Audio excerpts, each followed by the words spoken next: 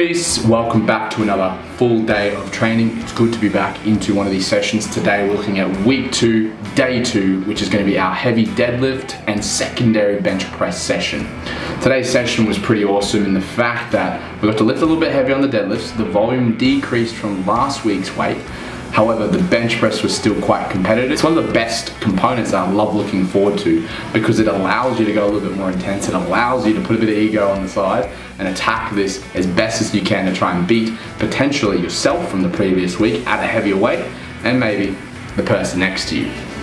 We start off this session with 3x3 deadlifts at 80%. We moved on to stiff-legged deadlifts, 3x8 at about an 8 RPE, finishing off with wide grip bench press, 2x8 at 65%, with a max effort set for the third set at also 65%, and then finishing off with the banded pull parts 2x25 repetitions.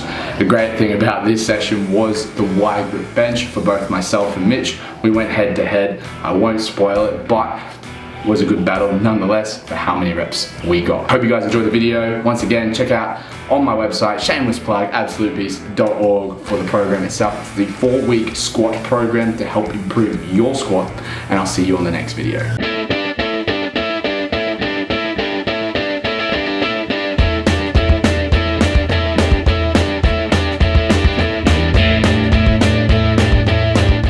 This is week 2, day 2, or session 2 of the 4-week squat cycle. Today's session is deadlifts and secondary bench as mentioned prior. This is one of the better days of the program purely because it's a lot less work and the volume decreases on many of the movements. And it doesn't really affect your ability to squat because it's like the equal opposite. And there's nothing really there that's going to affect your next squat day, which makes it a great day to kind of recover on if you are kind of feeling a little bit beat up after that session 1, which I think we all remember, 5x6 squats is a bit rough, you ask me. Anyway, this session itself is one of the better sessions, like I mentioned. We start with deadlifts. Today's deadlifts is 3x3 at 80%. For me, it was about 168 kilos, and Mitch matched my weight, even though his 1RM deadlift is phenomenally a bit higher.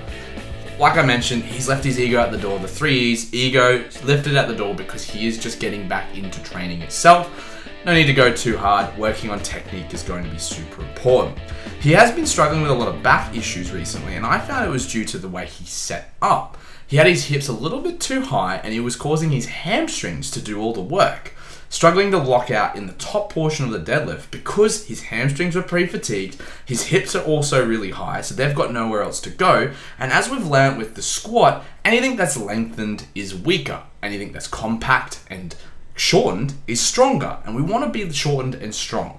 When setting on with a deadlift, a couple of key points that I like to remember is feet position, obviously where it's going to be comfortable for you, but your arms are just outside those feet in a conventional deadlift, obviously sumo's reverse.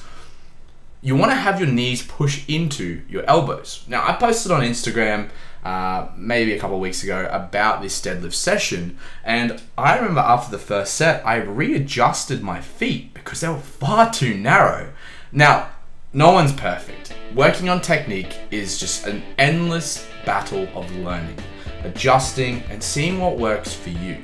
I personally find that having your knees push into your elbows makes things a little bit more stable and makes you a whole lot more compact. Then there's setup position, how you breathe, your breathing technique, how you lift the bar off the floor, and multiple other things to consider. And it's all going to come down to personal preference and, as Alex Bromley likes to say, levers. Levers being super important because you want to manipulate them the best way possible to achieve the lift with the least effort possible. For me, I find I am quite compact in my lift, but I don't kind of dive bomb the deadlift approach. I take a few seconds to adjust myself. I tighten my core. I sit back, eyes forward, as Sebastian Orleb states, your crown of your head faces the roof. Taking the slack out of the bar, squeezing my lats, and then driving through my feet, pushing the world away. This is my approach to every deadlift. Yours might be different for a conventional setup, and that's fine, as long as it's A, comfortable, B, you're not compromising your lower back, and C, those hips are staying down in a relative position for your levers. Some people will have higher hips because of their longer legs, shorter arms, etc. 3x3 at 80%, 168 kilos. In my notes, the deadlift said that they felt challenging to say the least, but they weren't impossible. They definitely were something that moved quite well, and 3x3 with a 5-minute rest was definitely plenty on this day to feel good on each set. We followed the deadlifts with the stiff-legged deadlifts, which is 3x8 at an 8 RPE. Now, one of the questions I get commonly is, what's the difference between a stiff-legged deadlift and a Romanian deadlift? Very simply, they're quite similar movements with the way they work. Of course, the Romanian focuses much more on the eccentric portion of the lift, whereas the stiff-legged deadlift starts from the floor and you are exploding through the legs, driving your legs through the floor, but keeping those hips a little bit higher than they normally would, purely using the hamstrings. That's really the main difference between these two movements. Of course, there's a couple of different things you think about, especially in the Romanian. You don't really want to touch the floor. With the stiff-legged deadlift, you do touch the floor, but there's not much momentum. All you need to know is stiff-legged starts on ground. Romanian starts at hips, and that's the easiest way I find to differ the two movements. Of course, you really want to focus on that mind-muscle connection with the hamstrings, really focus on shooting the hips back and keeping your legs relatively stiff with minimal knee bend, but just enough that you can obviously move the weight correctly, move your hips back correctly without just destroying yourself. Now, one of the great things about this is because Mitch and I have different levers, different mobilities, different levels of athletical ability, there's a great thing that I guess happens in this session. On the first set, we watched that Mitch's back is super compromised. And he said to me, and I quote, he's like, my back is lit up. And I'm like, it shouldn't be lit up. It's a Romanian deadlift. It's at 80 or 90 kilos. 90 kilos I have down in my journal. I'm like, yeah, your back shouldn't be lit up. I'm like, all right, let me look back at the technique. And I'm like, your hips are way too high. I was like, you're going way too low. You're going way too low in the deadlift. And that's why you're feeling your back, because your mobility doesn't allow you to go any lower without starting to push the hips higher, and then his lower back was activating way more. The simple fix is this: we just didn't go all the way to the floor. We just went almost to the ground, just to where he thought those hips were still in the correct position and he was fully activating those hamstrings. And then he would come back up. Yes, it probably imitates more of a Romanian deadlift for Mitch, but it's a very similar movement anyway. The stimulus was the same, and it's what we were looking for. As long as he was hitting those hamstrings with good technique, I didn't mind. But it was something that did happen during the session. If this is something that happens to you, don't be afraid to pull up a bit short where your mobility allows you to maintain that good position, that 90-degree angle that you kind of have in a stiff-legged deadlift, and activate just those hamstrings. Of course, a little bit of lower back comes in a lot of these exercises, but not the main muscle group in the exercise itself.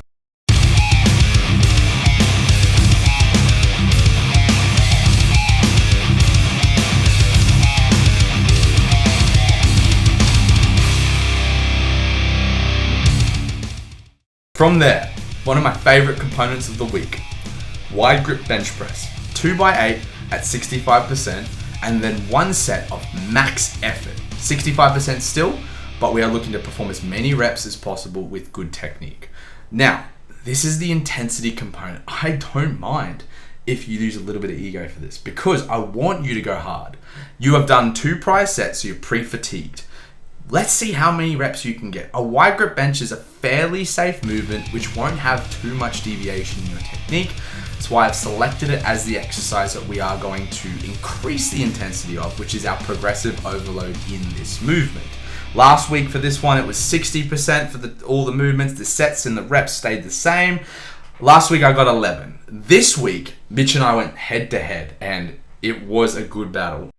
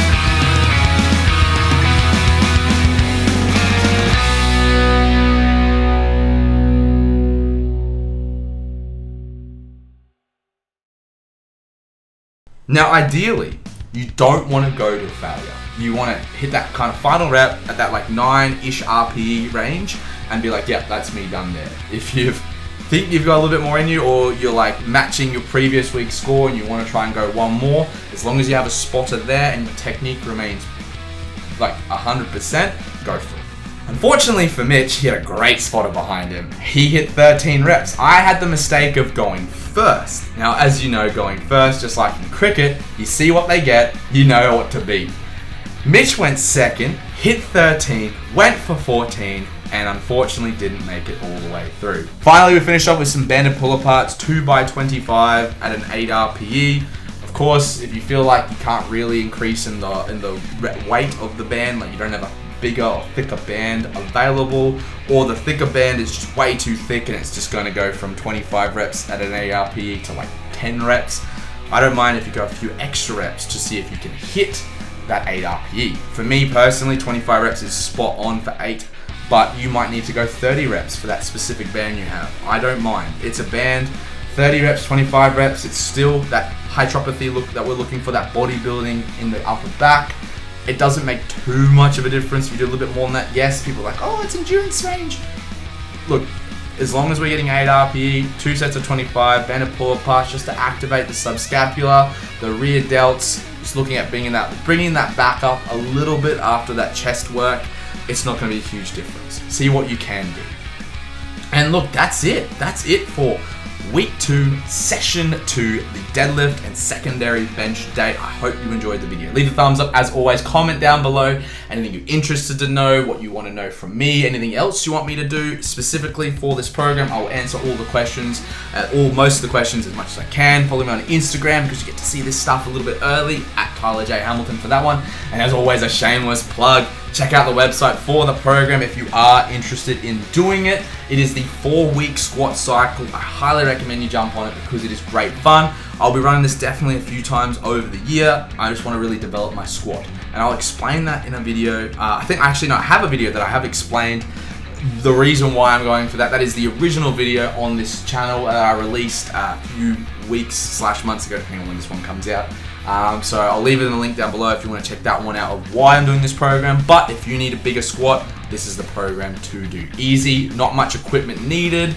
You can do it from a home gym if you have a home gym setup like mine, or just a regular Globo gym, CrossFit gym, whatever you're into. I hope you enjoyed the video, and as always, you guys, stay a beast!